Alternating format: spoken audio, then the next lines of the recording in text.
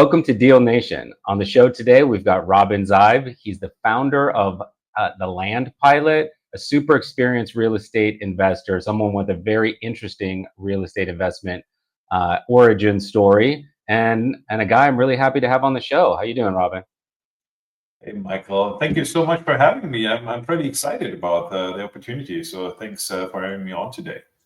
Oh, absolutely. For anybody who's just listening in and not watching this on YouTube, Robin is rocking the I Buy Land hat in case there were any questions about what he or his business focuses on. So they're right there front and center if you're watching on YouTube. So Robin, you and I were talking yesterday, actually. Just that was more of the land pilot and launch control conversation. But your entryway into real estate investment is a unique one. So let's start on the right continent and get us to where you are now. Oh, absolutely. So, yeah, I'm born and raised in Germany, which my weird accent is from, right? That you probably hear in that. And I'm an entrepreneur now, I think 15 years, right? It's a long time that passed by. And I started my career in real estate, like on the service side, right? So I was in construction and in engineering and like financing and all of that. And 2018, I sold my construction company after I had a terrible burnout and shifted into the real estate investing side of things. So we started flipping houses and it just like skyrocketed pretty quickly. What my partner and me did there, so we had a couple of hundred houses a year suddenly. And in 2020, or end of 2019, I was almost burned out again. And I said to my partner, man, I need a break. So I went to Australia 2 months. And in this 2 months, man, I was just kite surfing, hanging out and exploring there. And I said, you know what? You want this lifestyle. You want to do something on the laptop. You don't want to deal with that hassle. What comes with house flipping, right? Contractors, Yeah. right? I mean, that's international. They tell you when you ask them when are they finished, they tell you tomorrow. They never exactly define which tomorrow they mean. The tomorrow, that one in a week, in a month, in a year, in a decade. You never know, right? And multiply that. So I came back, told my partner, hey, I'm out, and he said, yeah, you know what, there is this guy coming from the US. He's talking about land flipping in the US. Before you quit, go to that seminar and get into that. I had never been in the US at that point. I was hardly speaking English. I had no clue. Okay, let me go there, right? I'm an adventurer too and an entrepreneur. Okay, so let's go there. It was 3 weeks, 3 days seminar from a mutual friend of ours, right, from Jack Bosch.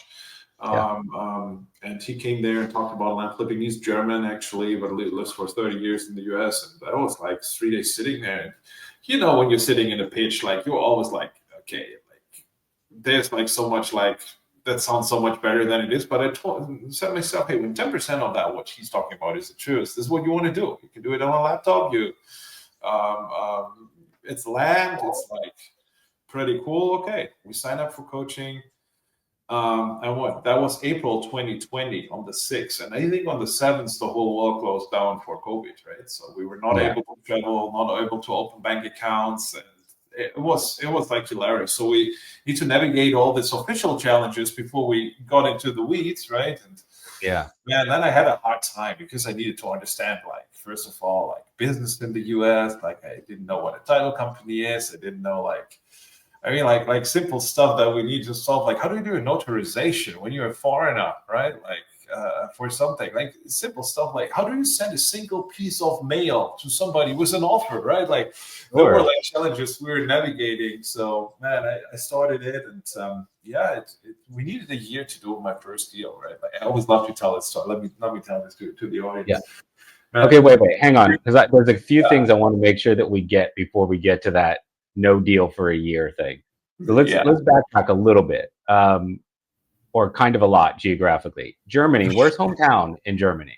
Where'd you grow up? It's called Dortmund, and everybody who's in soccer, hooray, Borussia Dortmund, right? They know it. Everybody else doesn't know Dortmund. It's in the middle of Germany, 2 hours north of Frankfurt, an hour east of Cologne. Okay, cool. I don't know Germany well. I've really only been to Munich and surrounding areas, but yeah, definitely on my list for travel to get back and spend some more time there. So a couple of things that you said that I think are amazing. One, there's the you've heard of course, like the term analysis paralysis, right? And usually analysis paralysis is you're looking at a piece of land and you're, or looking, excuse me, at a market and trying to decide whether to send some direct mail in that market. But the larger macro version of that is whether or not to get involved in land flipping as a business at all. And I'm certainly guilty of this, and I know a lot of people do this. Of they're looking at the use case and saying, "Yeah, that makes sense. That makes sense." But there's a few more things I want to prep. I want to get my website right, and I want to make sure that I have all the banking stuff in order, and I want to have at least 2 or 3 deals come through before I make any real commitment to this.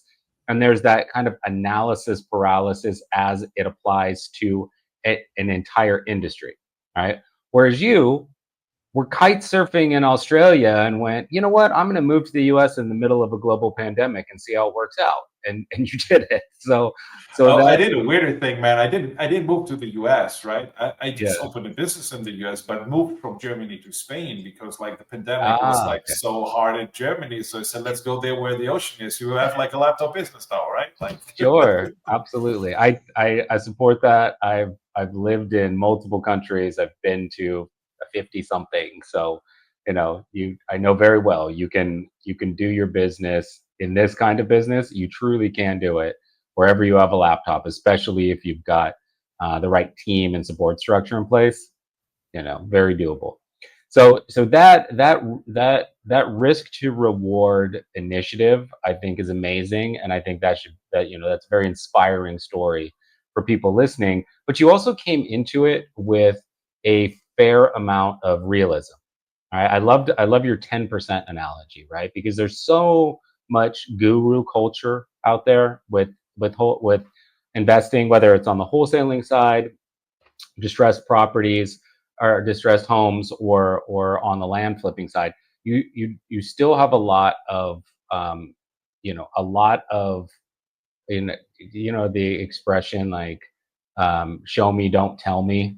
You've got a lot of like guru culture out there that's telling you I can do this and 7 figures this and 7 figures that, but without an actual playbook of how, right? And so that rule of yours of going, yeah, this could be a 7 figure business. This could build generational wealth, but even 10%, right? 100 grand a year, 150 grand a year, that's nice. Like that's a lifestyle business in itself. So even if you hit the 10% mark, like 150 grand a year is more than people are making typically in a year that are going into this, right? So if 10% gets you a lifestyle business and 30-40% get you, doing really, really well, upper middle class, lightly rich, however you want to phrase it, that that it's a very good upward trajectory for people. So I like your 10% gauge of just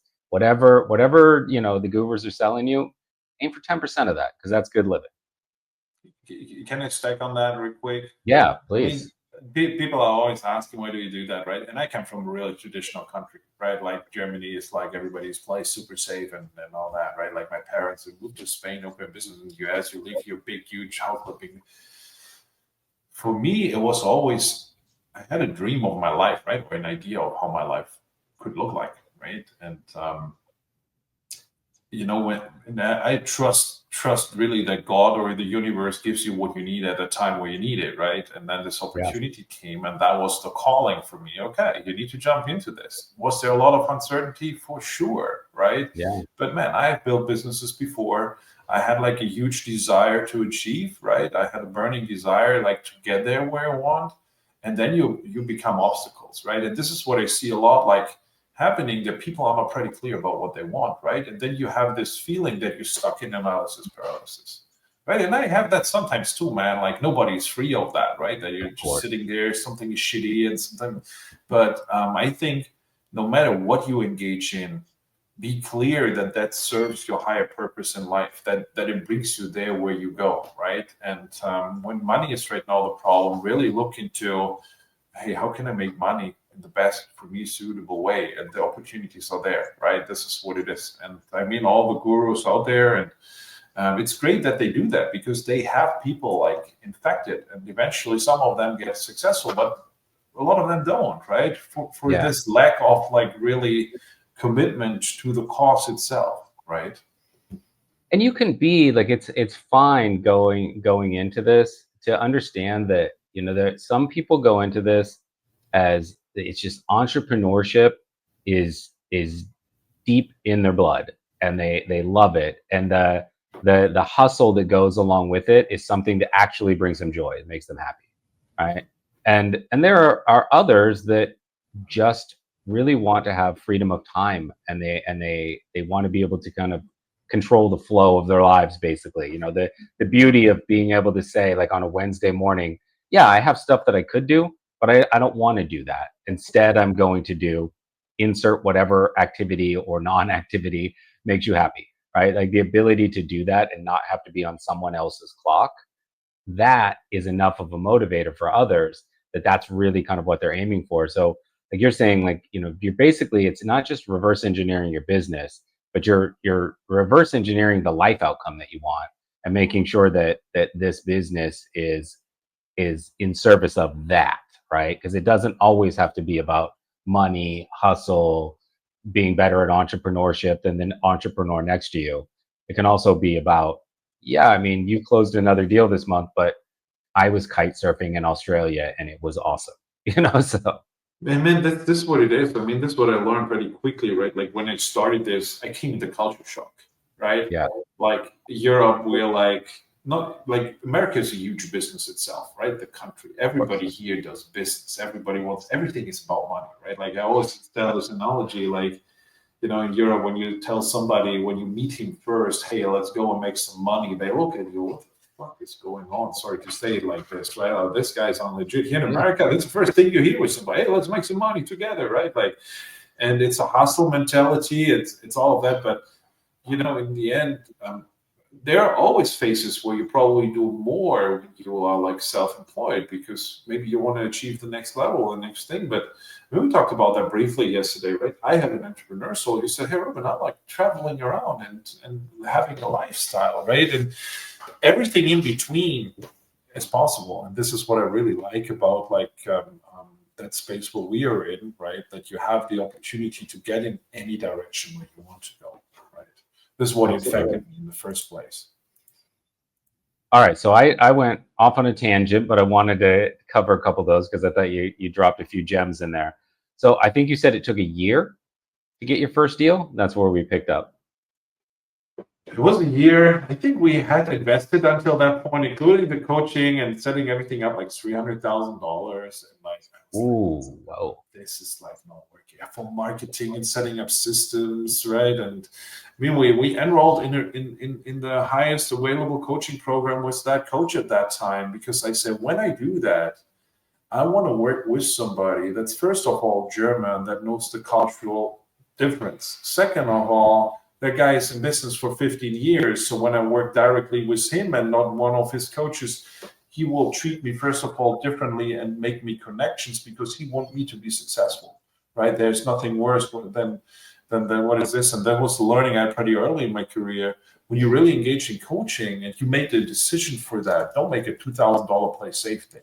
Right? When you decide for something, get into that, get into the weeds and get as close as you can to the person that is really there where you want to be. And this is what I did. And Yeah. man, even with that support, I needed a year because I had so much struggles to go to from like setting up phone numbers from out of the country and bank accounts and, you know, understanding that we don't have direct mail in Germany. We don't have call calling. We don't have text messaging. I was not knowing that this is existing, right? So I needed to learn all of that. Hiring VAs in the Philippines, man, like you can do that. That's so cool, right? Like, so I did a lot of things wrong, and then I did my first deal, and it was in California. I'll always remember that. There were 3 adjacent lots. I bought them on 3 different contracts from the same seller and sold them on 3 different contracts to the same buyer. They were all adjacent, right? I didn't know better, and I didn't ask too, right? That was my failure. But in the end, I paid 6 times closing costs.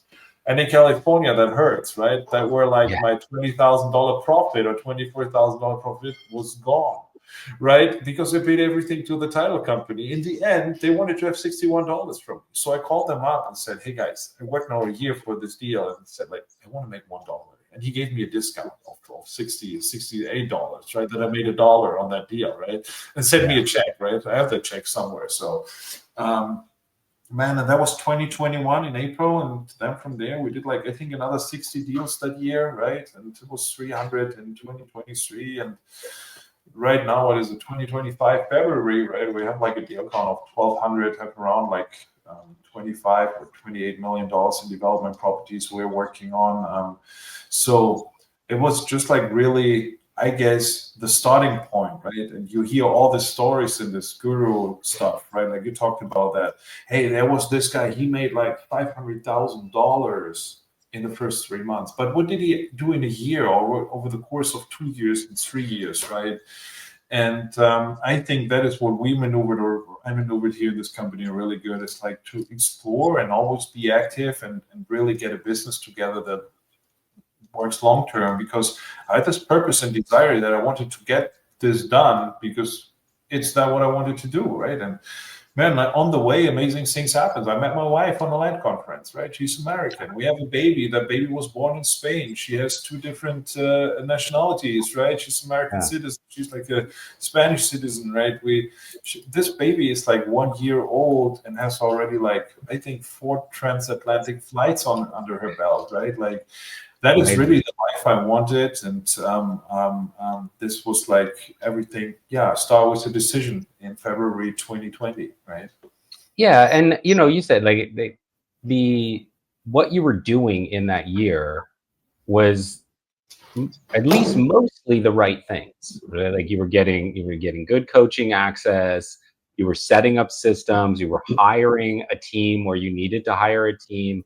Of course, you I'm sure identified gaps in that process where if you had to just wipe out your business or set your business aside in a box and start over again, you wouldn't have that year lag, right? Like you'd get deals a lot faster. But a number that I want to highlight that you mentioned, right? You talked about that deal where you had the 3 adjacent lots and you sold it 3 times, and the title fees that came along with that. And then the next number you gave was 60 deals that year. All right, so you very quickly went from nada to 60, and there's no way you go from 0 to 60 without systems in place. That's impossible. It's impossible for you to be sending the text messages through launch control and fielding the seller calls and creating the marketing packages to sell things on the dispo side and dealing with the title companies in between of all that. If you were a solo entrepreneur trying to do that, 0% chance that you go from 1 to 60 in the course of a year. So that the effort that you put in, even if there were gaps that needed to be filled, was clearly a positive effort. Absolutely. And like everybody's always talking about the success, right? But let's talk about the failure in that year too, right? Like, hey, I learned you can hire VAs, so I hired somebody to start. Yeah, hey, he does all the work now. He did not all that work now, right? Like it was just like, okay, he does that what I tell him to do, and he doesn't do it really well because probably I need to train him, right? That's what I hear. Oh, I just hired VA and we'll be fine. No, if VA doesn't run your business, if VA does tasks for you that you tell him to do in a way that you tell him to do so, but they don't think left and right, right? So that was the first thing. Second thing is, like my ego was in my way too. That will happen to everybody because I was like, hey, you have so much experience, like let's do it. I built a call center in-house. I built a text message team in-house. Oh, wow. And I had no clue what I was doing, right? I bought this dialer at the leads and threw it in, and guess what? Like the results were poor, right? Like because I tried to make it so different from everybody else, right? I also, like, where did I do deals? Like, they told me everybody's doing deals in Florida. I looked on the map. What's the furthest away from Florida? It's like Washington State. This is where I did my first campaigns, right? Because I never did a deal there, maybe 1 or 2. But it was really like testing a little bit, getting confronted with my ego, getting like out of my comfort zone. I speak English pretty well probably today, but like at that point, so hard to pick up the phone to talk to somebody, right?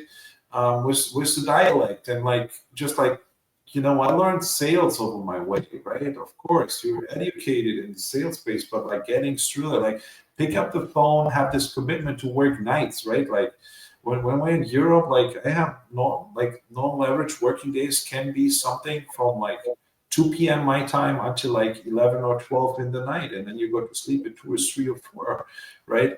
So it took a lot of effort. I got confronted with a lot of things, but what I never lost was like the goal. This is where you want to be, right?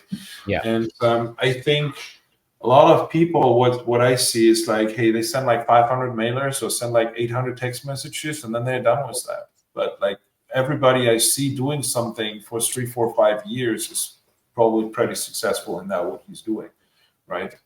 Yeah, I think it's, you know, it there's a, you could call it ego. There's also a sense of creativity of feeling like, you know, you can have a unique angle to how you're going to run the texting or how you're going to run the call center, and you know, building those things out.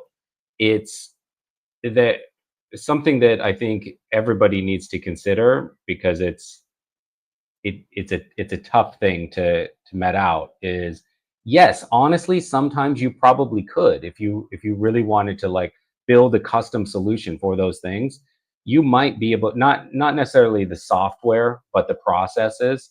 Like you might be able to build out something better. You might be able to build out something that's really unique for your business. But you're not only going to have to create those processes, then you're going to have to hire someone and train them to manage those processes. And if you lose them at any point, which there's a fairly high likelihood that you will at like low to mid tier jobs, then you're going to have a system in place to retrain them or somebody to retrain them. And you're going to have to manage the outcomes, right? So you're going to have to go into those systems that you set up, look at all of the metrics coming out, look for areas to make improvements, and you essentially are going to script a full-time job for yourself that isn't in the actual profit driven bits of your business, right? Talking to the sellers and working deals with buyers.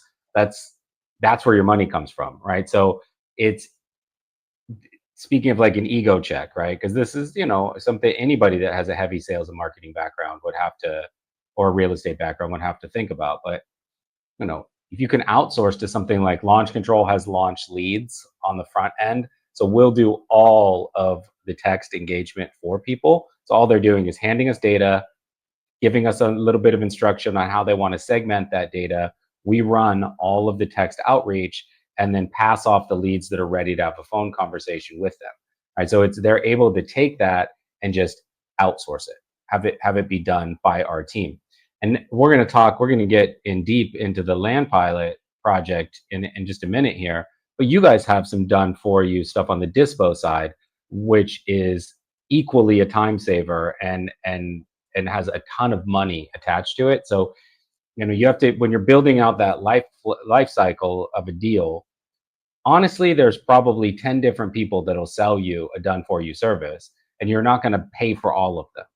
But knowing, having an analysis in place of knowing like which of those done for you services will A, save you a bunch of time, and B, probably make you money, worth evaluating, worth thinking about, in my opinion. And I say amen, man. This is what it is, brother. It's like, you know, like I was not knowing necessarily so much about that in the beginning of my journey. I was, because we don't have like such a great like service culture around stuff Mhm. like that in Germany, right? So I needed to learn that too. That was part of my learning curve. But once I realized, hey, there are people who offer certain things like a complete business process outsourcing for like probably you can do it by yourself for 10-20% cheaper, maybe 30% cheaper, but you get all the bunch of experience. You don't need to take care. You free up all these hours to get there where you can do really the relevant things, right? Mhm. Once I learned this, I was like, you know what, that's freaking cool, right? And it's available like on the front end, like what you do with launch control, right? You can do it by yourself, But even, especially when when I'm probably still in my 9 to 5, I have a family, I have friends, I have all that crap, right? Um, um, I don't have that much time to do so. And then this is where then people stuck in the analysis paralysis, because like, oh, I have like this to-do list, what I need to do. And they start with that what is convenient for them, so they get nothing done. So, and this business, no matter if you do houses or land or whatever, it lives from outreach that you need to structure, conversations you need to have with your seller, and then you need to sell it, right? And when you can outsource a majority of the engagement already, right, or can outsource a majority of the disposition already, then what's left? Like a really manageable piece of work and a scalable business model, because launch control, or you name it, right, is ready to scale. You have your system set up. You have hundreds of customers you're serving, right? You don't care if there's one guy coming more, less or more. It's like you have your quality standards, you have trained teams, you have certain systems in place. Or why would you build them by yourself? And I can Yeah, tell and you. oh, sorry to interrupt, but the another element to that that's really important is replaceability, right? If one Yeah, cog falls out, another one is right there to plug in, right? So you don't yeah. have that shutdown threat because of personnel changes. Yeah, and I mean, in the end, it comes with the second thing, right? You have the ability to scale without getting upfront in the weeds to build all the systems. Because I did that in my first year, right? I bought the dialer and this and this and this and spent a bunch of time. What I didn't do in this time was talking to sellers on the phone, negotiating deals, right? Right. So I think when you begin, you want to outsource as much as you can for your success, right? And I mean, everybody comes in this business and says like, you can do that with zero money, and that's not the truth. You need money for marketing, for reach out, and all that. And then what do you want to do? You want to build everything by yourself on a budget, or better start on a small scale with somebody who has all of that set up already, who is a professional, right? Who brings you there where you want to be and gives you that what you need, that you can focus on like getting like the basics done, right? Yeah, and it only has to be minorly successful. So if, Yeah. let's say that you, in your first 90 days using launch leads on the front end, sending text messages, and you get 2 or 3 deals, and your net on those 2 or 3 deals is $25,000. $25,000 is more than enough to pay for your marketing for the next 2 years. So you've made that money quite quickly, and now you have a system in place that the next 2 or 3 deals is just going into funding future deals, and the next 2 or 3 deals is giving you enough money that you can start thinking about doing some owner financing.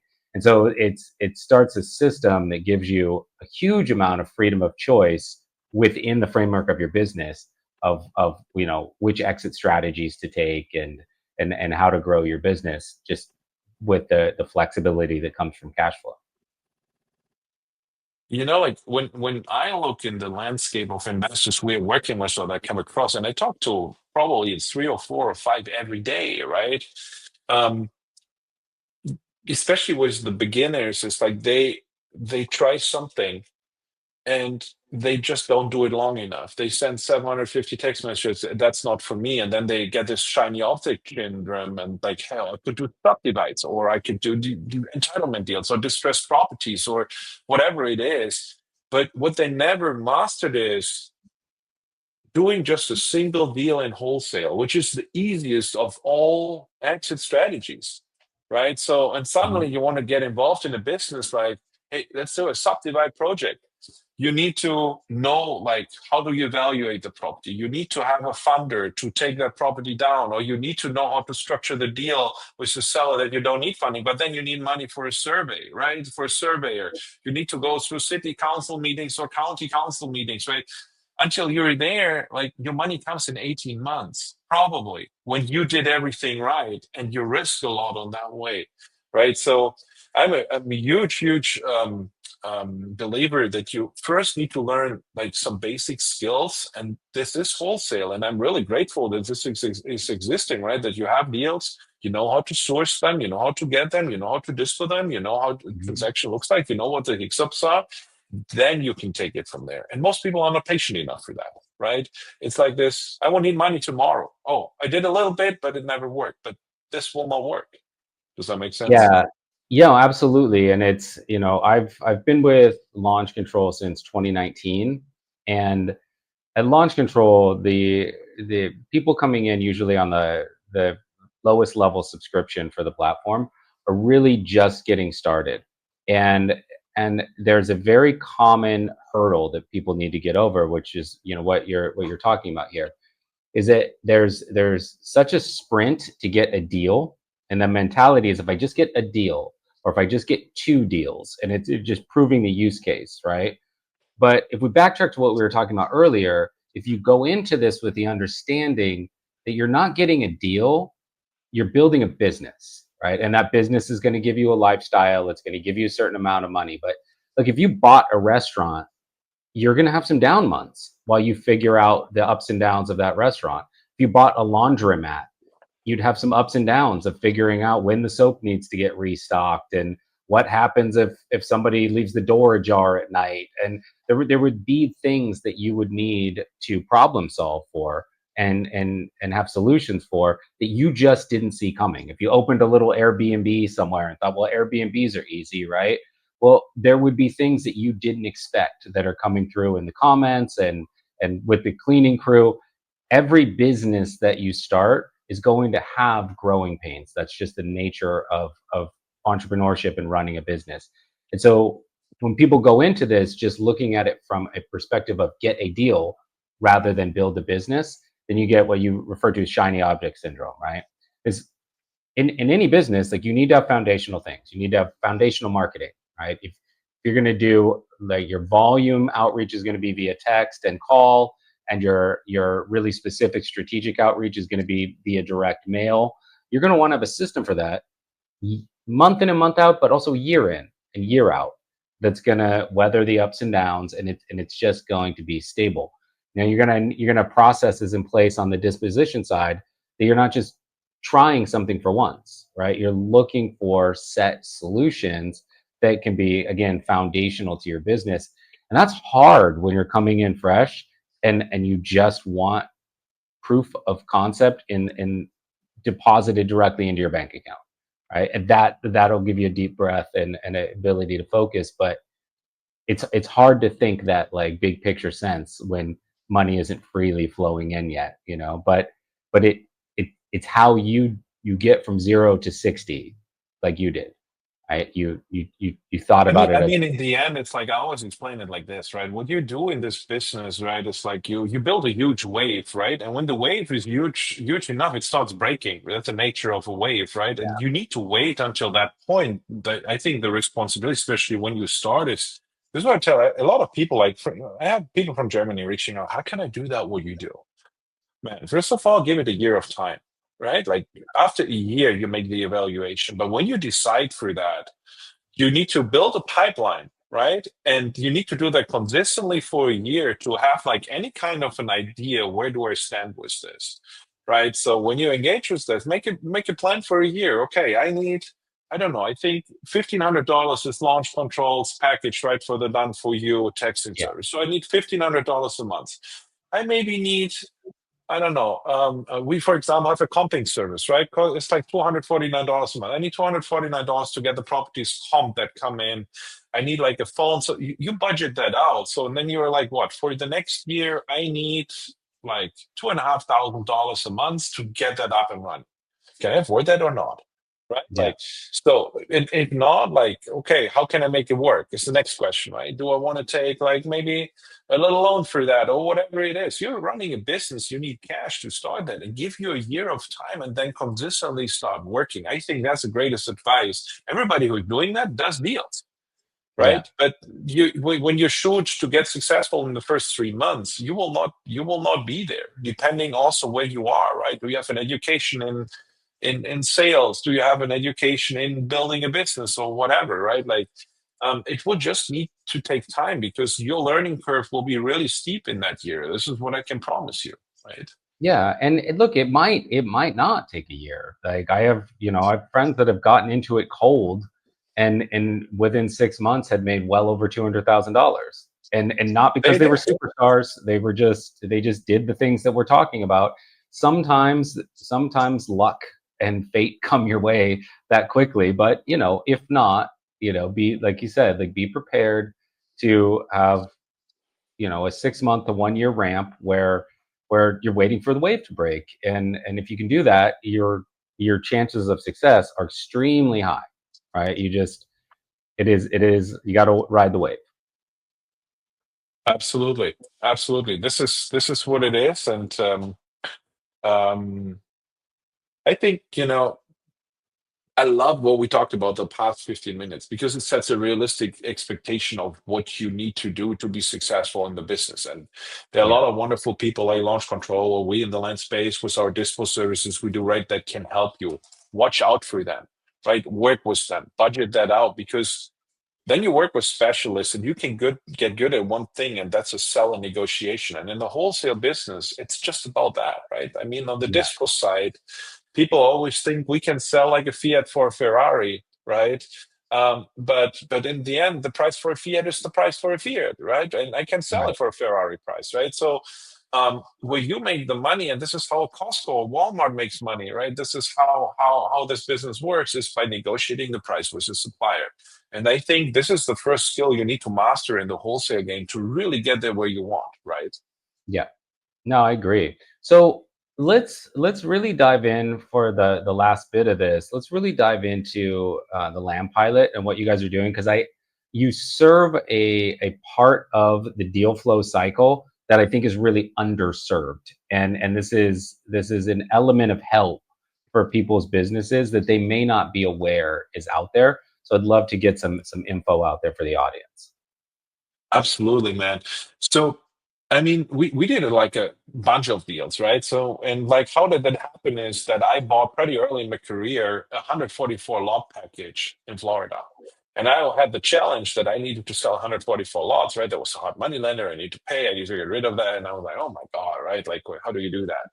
So we developed really a scalable disposition process and started selling a lot, right? I mean, we made like every year, like more and more deals. And man, people got excited about that. Asked, can you sell my properties? Can you sell my properties? Got more and more and more. And then we decided to do the land pilot and really do this as a service, right? Like work with people through deals that they can't work themselves or don't want to work themselves because of limited bandwidth or limited this, right? And a lot of the time in the land space, it's just like not knowing what to do to make it happen, right? We have more competition, right, in the wholesale game than ever before. We have slower markets, right? You really need to know what you're doing. So we developed the land pilot, and what the land pilot does is we help you selling your property, right? And we do that in a JV and an assignment form.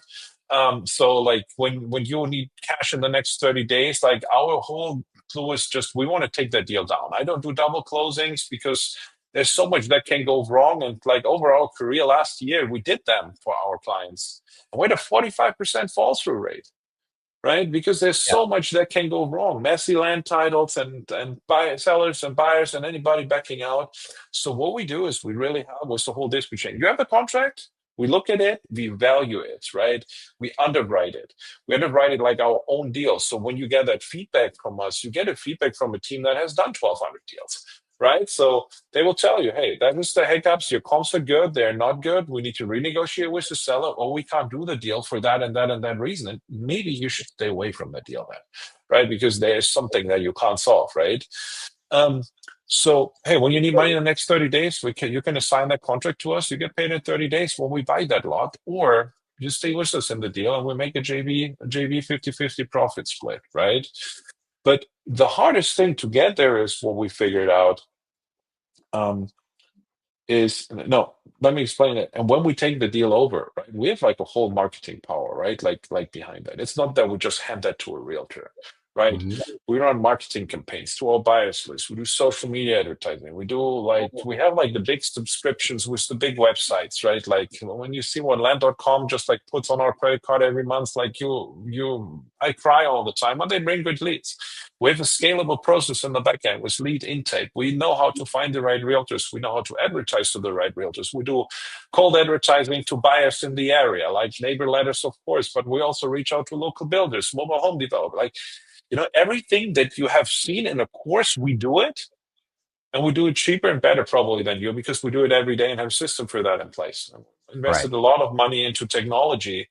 So it's like not that we just hand it off. No, we underwrite it, we fund it, we market it, we sell it, and in the end we close the deal for you and do the transactional coordination, right, to handle all of that through. Right. This is what the dispo service is. And there are not many people doing it. There's a couple of funders, right, who say we do like this and this and this. But we are like probably the only ones who really do that as a service. And, what we identified, what leads to a good deal is that you comp them right. And the land space is a hard space to comp, right? And how we talked about that yesterday briefly, right? Like you have, when you comp a house, you have like, I don't know, 30, 40, 50 data points. You know how much bedroom, bathroom, when it was rehab, all of that stuff. But like with a land property, you get an acreage and you get a price, and then you need to look, right? So what we do with our audience and with our partners, we do like twice a week a comps call where you can learn doing comps, right? And we do them together. They bring their deals, and we look every Tuesday and Thursday morning. I had it this morning. It's a Thursday today. 1.5 hours. We just look at deals. How do we structure them? What do we need to look at? What are the right comps, right, to get out of this? And we also offer that as a service. If you don't want to educate your VA, right, you don't want to spend that time on that deals, we do it for you, right? And it's pretty low price. I think the comps call is right now $99 a month, and $249 is the VA service to value that deals, right? And because we really are obsessed with doing deals, and we just saw that last year, that we got so much deals, especially from newer folks, right? But also from older folks, like experienced people that were just overpriced because they were looking on the wrong comps, right? Yeah, and it gives you the ability to create an assembly line process, and an assembly line process equals scalability. Like we were talking earlier about ego, right? And a lot of times there's this kind of ego-based desire to squeeze as much as you possibly can out of any given deal, right? Like you don't want to spend money on either side. You want to just run it. And if there's $20,000 to be gotten from a deal, you want to grab all $20,000, and there's a point of ego or a point of pride in saying like, I got the max deal possible on this deal, singular, right? Whereas where, in my opinion anyway, I'd love to hear your feedback, but in my opinion, where the real money comes is in being able to say, identified deal, talk to seller, and then pass that off. Is you're going to, whether you're using comping services or whether you're like learning through repetition on what things are going to cost in your market, your ability to just say like work with launch leads on the front end, get leads passed off, talk to the seller, then take that contracted conversation, that agreement, and pass it off, and have all of that done for you. It's like the amount of money that you're going to make of doing like 10x the deals at 80% versus squeezing everything that you can out of the one is going to be exponentially higher, because it's a question of time, right? Like if you're spending the time to generate leads, spending the time to talk to sellers, and then spending the time dealing with title and dealing with all of that, like while you're dealing with title, while you're dealing with all of that, you're losing deals because you're not having the seller conversations, because you're not in the money zone, right? So if you can just create that assembly line, that's a fast track to being able to scale. Man, and I love that. Like the assembly line is the right word, right? And this is how my business is structured, my wholesale business too, right? Like all of our acquisitions is outsourced, right? We just like out my wholesale acquisitions team is like 3 people, 2 lead managers and 1 closer. That's it.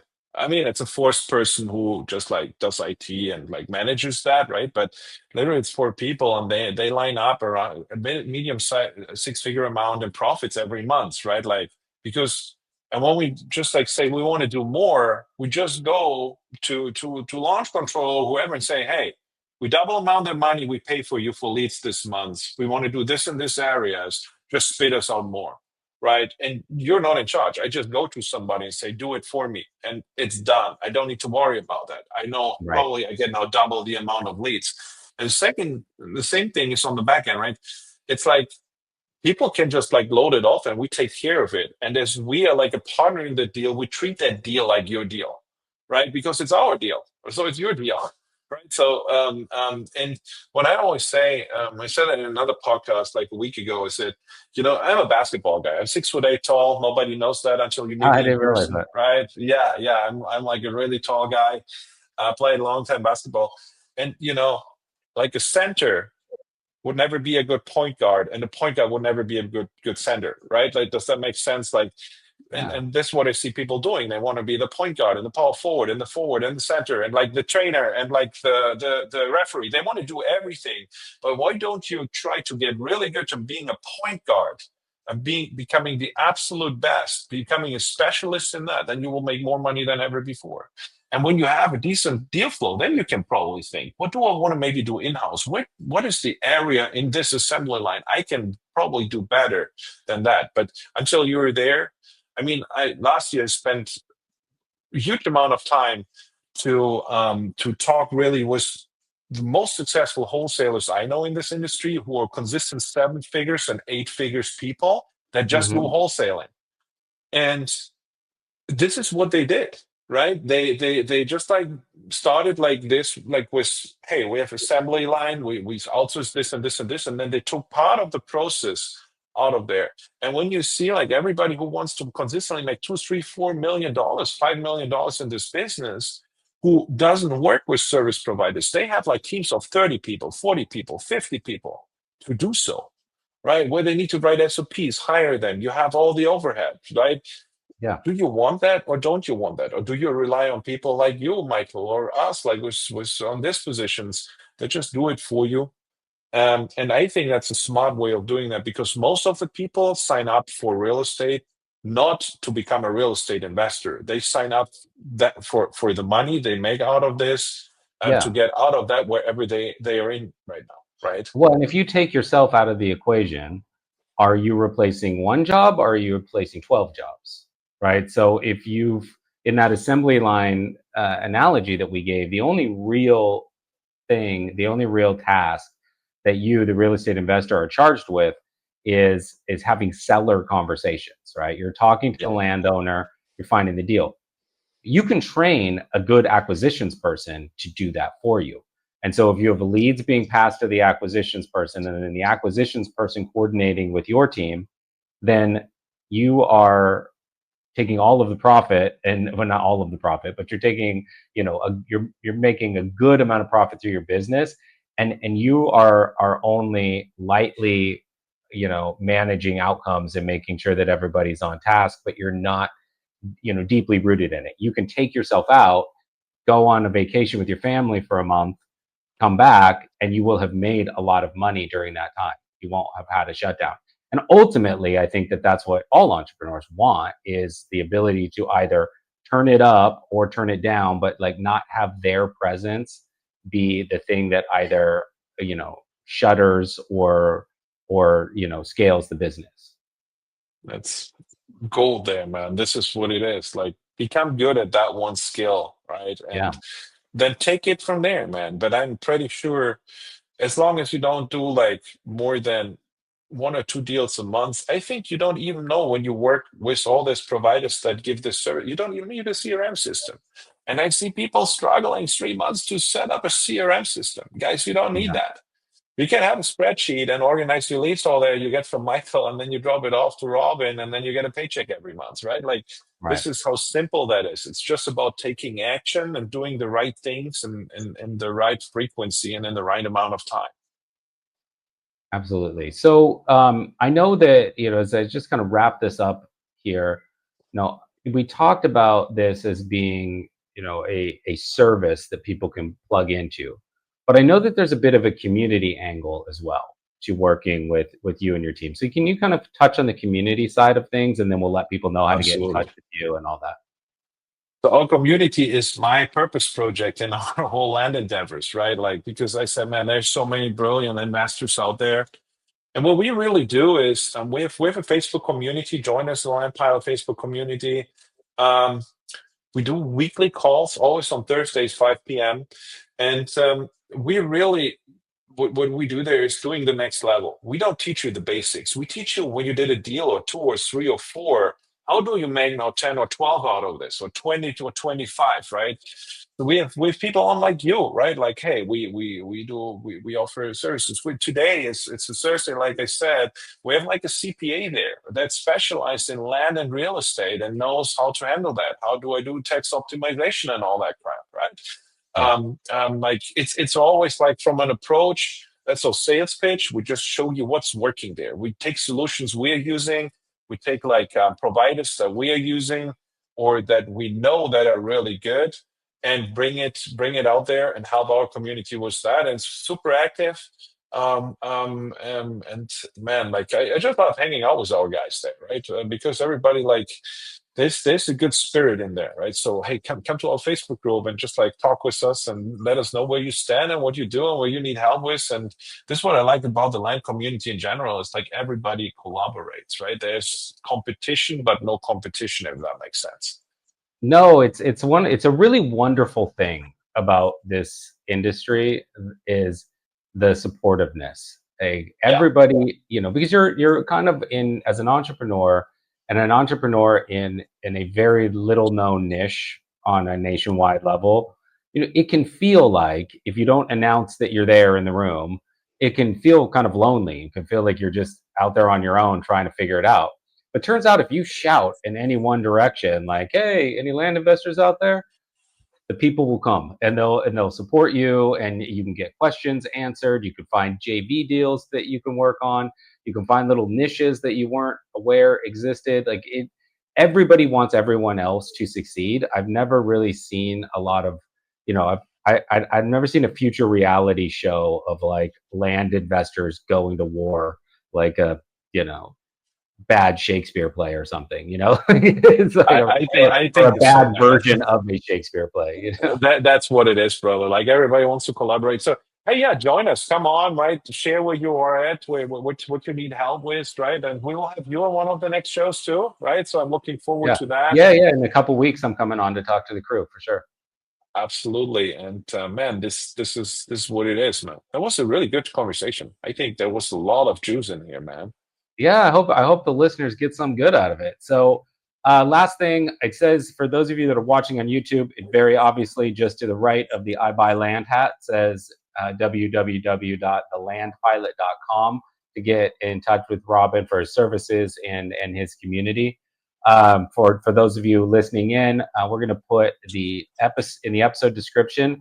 We'll have all the links you need to get in touch with Robin and his team, the website, the Facebook group, social media accounts, all of that. So make sure to expand that episode description, and yeah, let us know in the comments what you thought of the episode, and if there are any additional questions, and either Robin or myself will let you know.